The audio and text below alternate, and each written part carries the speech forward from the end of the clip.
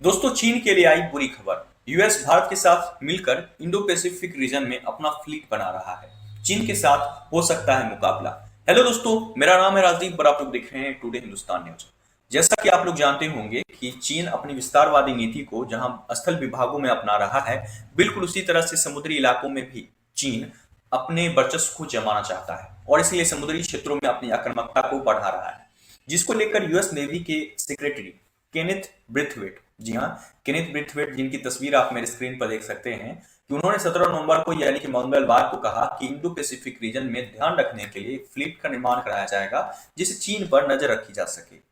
वही दोस्तों, आप लोग सोच रहे होंगे कि आखिरकार फ्लीट होता क्या है। जी हाँ, जैसा कि आप लोग जानते होंगे कि समुद्री क्षेत्रों में एयरक्राफ्ट कैरियर को रखने के लिए, हथियार रखने के लिए और सेना को तैनात करने के लिए और किसी भी तरह की घुसपैठ ना हो इस चीज को रोकने के लिए बेड़ा बनाया जाता है, जहां पर ये सारी चीजें रखी जा सके, जिसकी तस्वीर आप मेरे स्क्रीन पर देख सकते हैं। दोस्तों, बिल्कुल इसी तरह का बेड़ा बनाया जाएगा जहां पर अपने अपने हथियार रखे जा सकेंगे और इससे ये होगा कि हम किसी भी समुद्री इलाकों में जिस तरह का चीन अपनी आक्रामकता को बढ़ा रहा है, अपनी विस्तारवादी नीति को बढ़ा रहा है, उसको रोका जा सके। तो दोस्तों, इसी के लिए फ्लीट का निर्माण कराया जा रहा है। दोस्तों, इसी फ्लीट का निर्माण होगा कराया जाएगा और इसी फ्लीट की मदद से चीन जो समुद्री इलाकों में अपनी विस्तारवादी नीति को बढ़ाता है, उसे रोका जाएगा। वैसे दोस्तों, आपको ये जानकारी के लिए बता दें कि चीन का सबसे ज्यादा अधिकतर जो व्यापार होता है वो समुद्री इलाकों के ही माध्यम से होता है। जी हाँ, दुनिया भर का व्यापार जो है 2/3 व्यापार तकरीबन समुद्री इलाकों से ही होता है और जिससे ये होगा कि चीन की आर्थिक स्थितियों पर, जी हाँ, आर्थिक जो उसकी आर्थिक स्थितियां इससे ज्यादा मतलब समुद्री इलाकों से ही उसके सारे सामान आते हैं, उन चीजों पर धीरे धीरे रोक लगाया जाएगा और उससे उस पर थोड़ा सा कमान भी कसा जाएगा। तो दोस्तों, इस तरह का जो यूएस सरकार है वो भी और भारत सरकार भी ये प्रबंध कर रही है।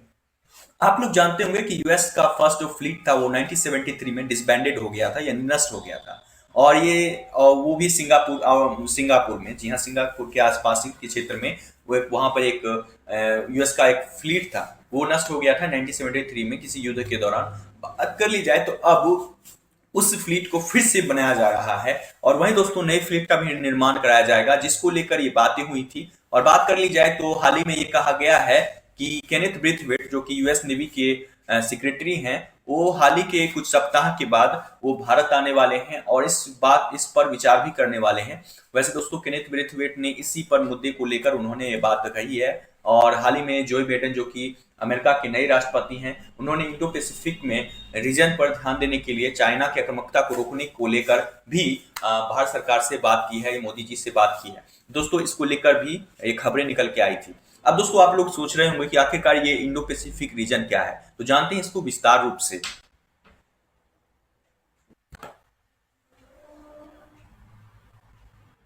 तो दोस्तों, आप लोग मेरे स्क्रीन पर देख सकते हैं कि ये है इंडियन ओशियन और ये है पैसिफिक ओशियन और ये है साउथ चाइना सी, जहाँ से चाइना अपने चीज़ों को एक्सपोर्ट करता है, या कोई भी चीज़ यहाँ से मिनरल्स हो या ऑयल्स हो या किसी भी तरह का जितनी भी चीज़ें होती हैं एक्सपोर्ट, यहीं से एक्सपोर्ट इंपोर्ट का सामान जो है यहीं से आता है। जी हाँ, चाइना में। और बात कर ली जाए तो चाइना का ये जो इलाका है सबसे ज़्यादा उपयोगी है और बात कर ली जाए तो चाइना का सबसे बड़ा जो कारोबार का सबसे महत्वपूर्ण हिस्सा है ये यहीं पे है। जी हाँ, आप लोग मेरे स्क्रीन पर देख सकते हैं कि जो चाइना है, चाइना जो है सो यहाँ से अपने कारोबार को उठाता है, यहाँ से लेकर आता है और फिर यहाँ से ऐसे करते हुए यहाँ से, और यहाँ पर मलेशिया, मतलब मलेशिया और इंडोनेशिया के बीच से होते हुए यहाँ पे मलक्का यहाँ पे कोई द्वीप है, कुछ है यहाँ पे, यहाँ से होते हुए अपना ये अपने सामान को एक्सपोर्ट करता है, या यहीं से उसका तेल का सबसे ज्यादा जो चीजें तेल आती है, यहाँ यहीं से तेल का एक्सपोर्ट इंपोर्ट का जो भी चीजें होती है यहीं से होती है और सबसे ज्यादा इंपोर्ट एक्सपोर्ट यहीं से करता है। तो इसी चीज को चाइना धीरे धीरे अब उस पर कमान कसना चाहता है। और बात कर ली जाए, चाइना जो साउथ चाइना सी पे कब्जा करके बैठा हुआ है इन चीजों को भी लेकर, और चाइना किसी भी तरह का आक्रामकता जो समुद्री इलाकों में करता है, इन चीजों पे ना हो सके, उसकी बढ़ते महत्वाकांक्षाओं पर रोक लगाया जा सके, इसी चीज को लेकर अब जो है सो इंडियन गवर्नमेंट और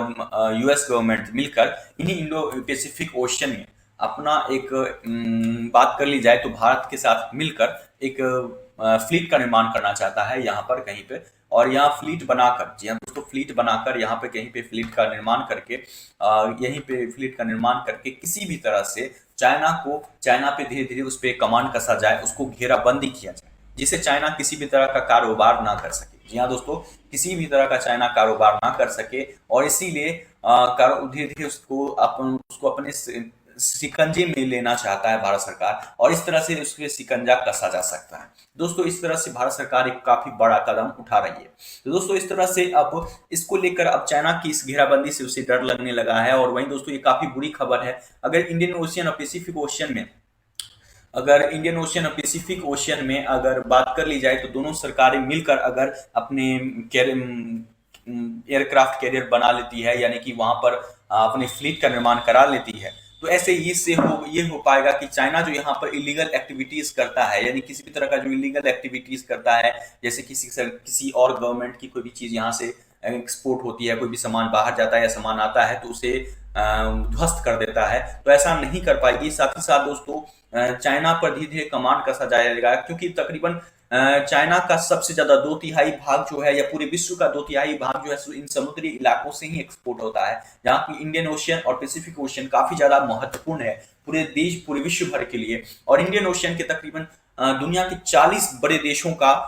तटों को छूता है, दुनिया के 40 बड़े देशों का तटों को छूता है, इसलिए इंडियन ओशन काफी ज्यादा महत्वपूर्ण है। तो दोस्तों इस तरह से चाइना को रोकने के लिए इंडो पैसिफिक ओशंस में बात कर ली जाए, तो यहाँ पर एक फ्लीट का निर्माण कराया जाएगा। तो दोस्तों इस तरह से इंडियन गवर्नमेंट और यूएस गवर्नमेंट यहाँ पर फ्लीट का निर्माण कराकर, यहाँ सिंगापुर के आसपास फ्लीट का निर्माण कराकर, और साथ ही कई सारे नई फ्लीट का भी निर्माण कराकर चाहे तो चाइना पे कमांड कर सकती है। और उसका जो ये बिजनेस होता है, यहाँ से सीधे निकल कर और बिजनेस को यहाँ से अगर बात कर लिया जाए, कोई भी चीज यहाँ से इंपोर्ट करता है, तो इंपोर्ट नहीं कर पाएगा, पूरी दुनिया में वो फैलाने में काफी ना सक्षम हो पाएगा। जी हाँ दोस्तों, इस तरह से चाइना पे घेराबंदी लग सकता है, यहाँ पर सिंगापुर में भी होगा, और एक फ्लीट का निर्माण कराया जाएगा, जैसा कि मैंने आपको बताया था, ध्वस्त हो गया था, वहां पे भी बनेगा। और साथ ही दोस्तों कुछ नए फ्लीट का भी निर्माण होगा, ये बात कही गई है। वैसे दोस्तों आपको क्या लगता है, ये डिसीजन इंडियन गवर्नमेंट और यूएस गवर्नमेंट का ये जो डिसीजन है, इस पर आपका क्या रिएक्शन है, आप क्या कहना चाहते हैं? ये जो फैसला होगा चाइना पे कमांड कसने का, इसको लेकर आपका क्या कहना है? नीचे कमेंट्स में अपनी ओपिनियन जरूर शेयर कीजिए। साथ ही दोस्तों अगर आप इस चैनल पर नए विजिटर हैं तो चैनल को सब्सक्राइब कीजिए और चैनल के साथ बने रहिए।